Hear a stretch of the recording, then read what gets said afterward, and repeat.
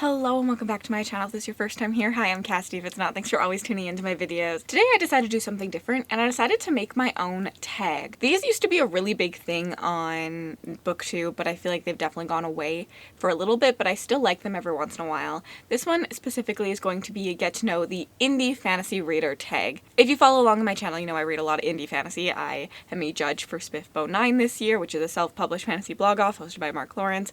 I'll link it down below. I thought, why not have a tag? I always see like get to know the fantasy reader, get to know the fantasy romance reader tags, things like that. So I was like, why not have a tag for indie fantasy?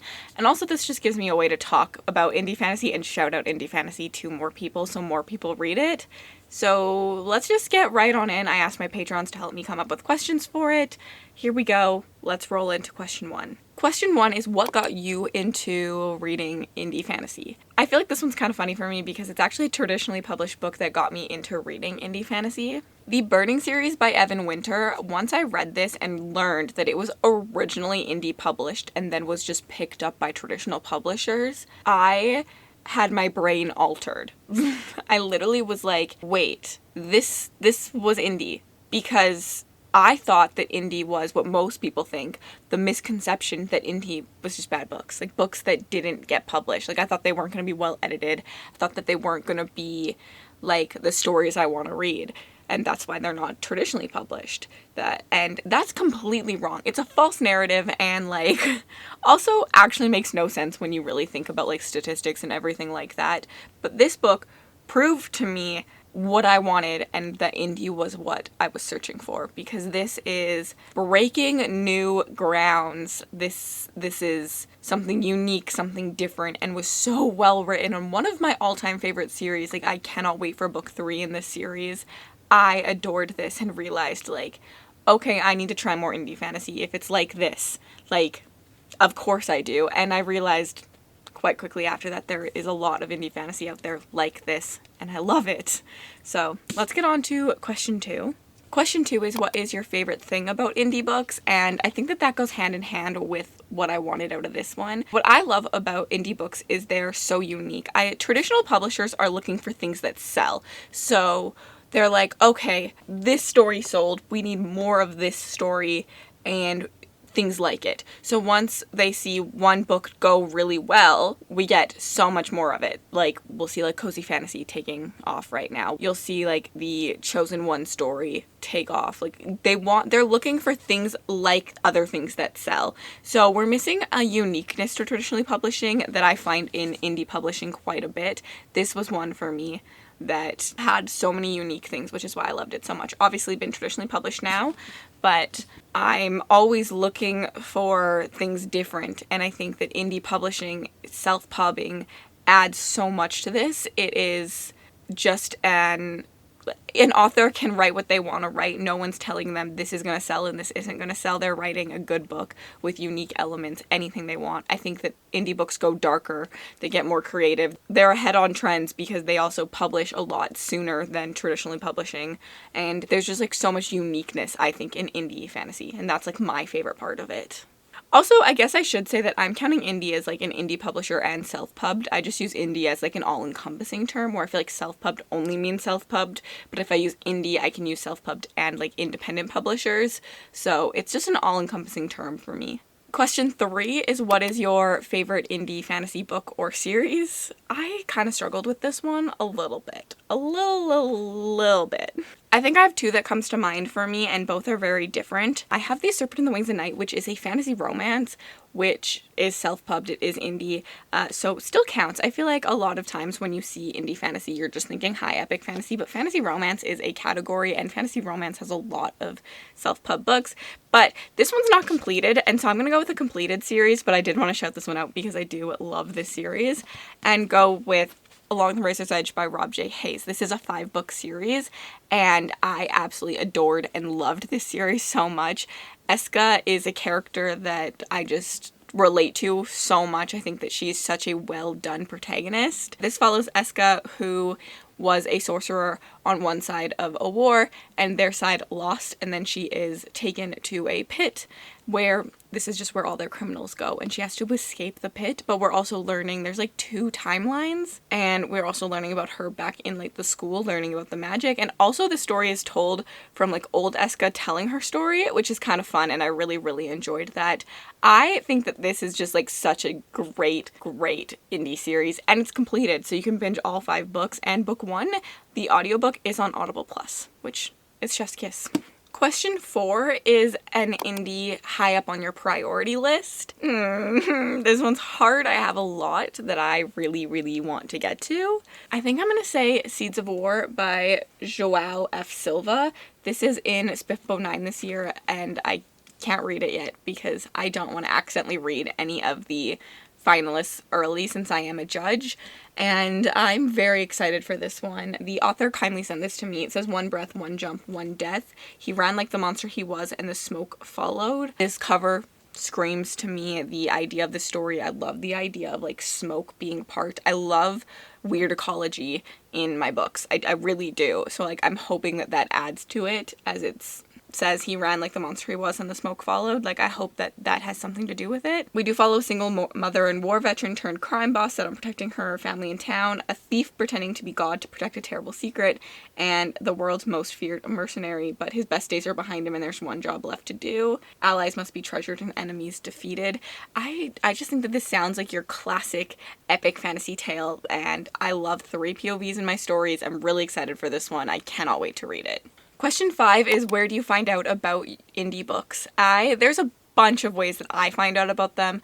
One, Twitter. Indie fantasy Twitter is quite bumpin', and I get lots of recs from there, but also other YouTubers. There are channels that talk about indie fantasy. I am one of them, but we also have Domnish Books. I know Library of a Viking sometimes does.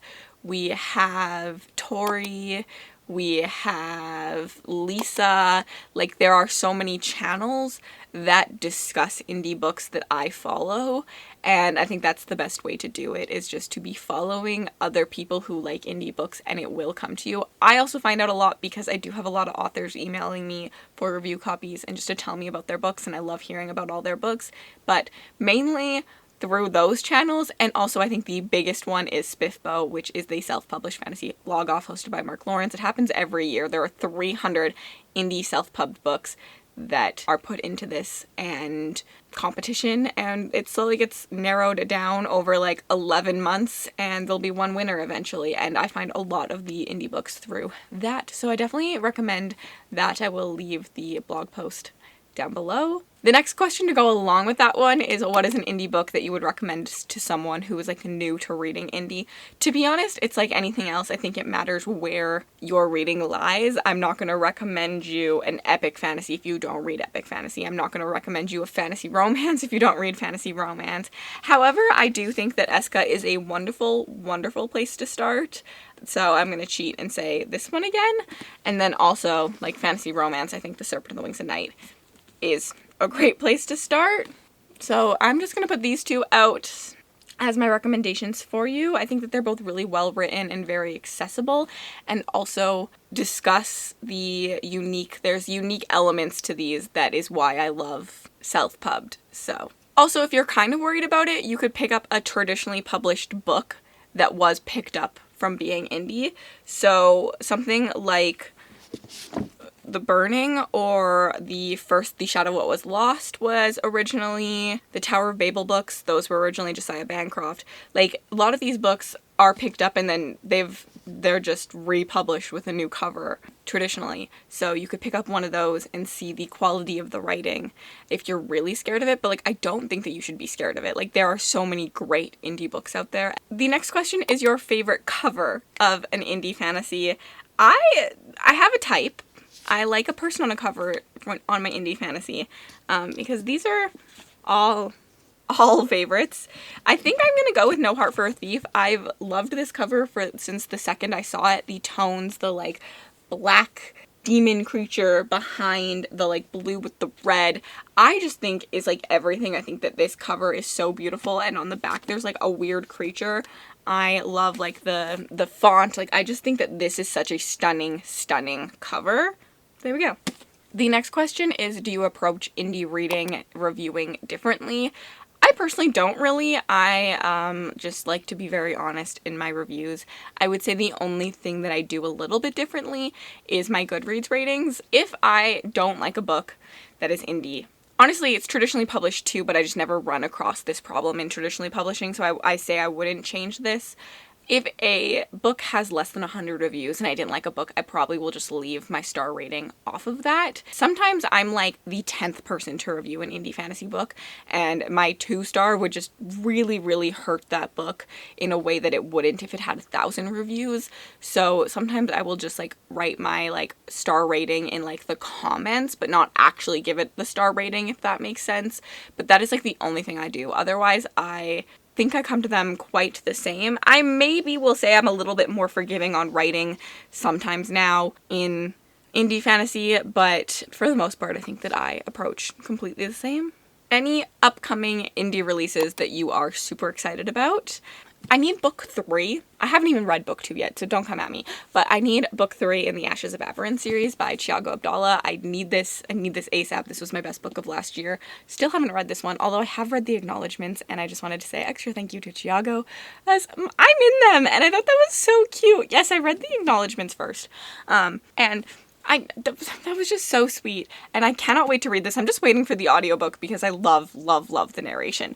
But yeah, I need book 3 ASAP. Also, I love these covers too, but they just don't follow my apparently like clickbait cover, which is a person on the cover with a weapon. But I love these covers. I think that they're stunning. Editing Cassidy here because I filmed this about a month ago, and since then we've also gotten the cover reveal for the second book.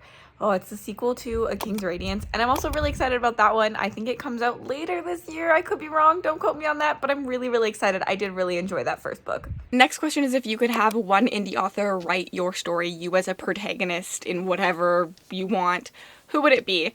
I think I'm going with Alec Hudson. I haven't actually read The Crimson Queen yet, but I read The Umbral Storm by Alec Hudson, and I loved all of the like really cool elements in this. So I think that I'd want to be some kind of like really cool person. I want like a really cool magic system. Otherwise, I feel like I could go with Carissa Broadbent to write like a love story, but like also I'd rather be like a badass female character that goes through some shit than fall in love. But I think Alec Hudson for me. I think Alec Hudson writes very unique worlds, and I love that. And I don't think he's that mean to his protagonist. Like, I can't ask Thiago because I don't trust him to keep me alive. I can't ask Rob J. Hayes because Eska, like, oh god, she's got a brutal life. So Alec Hudson it is. And then the last question before I have to tag some people is, what is an indie that you think more people need to hear about? And for me, I am going with Winds of Strife by Yuji Gutman. I read this last year and I really enjoyed it. I feel like no one ever talks about this one. This is a story following the world of witch hunters. Perfect for fall. I read it last year in fall. We're following our main character who ends up becoming a witch hunter in order to take down the witch hunters from the inside. In this world, any females who can use the magic are called a witch, and they are not allowed to exist. They are murdered.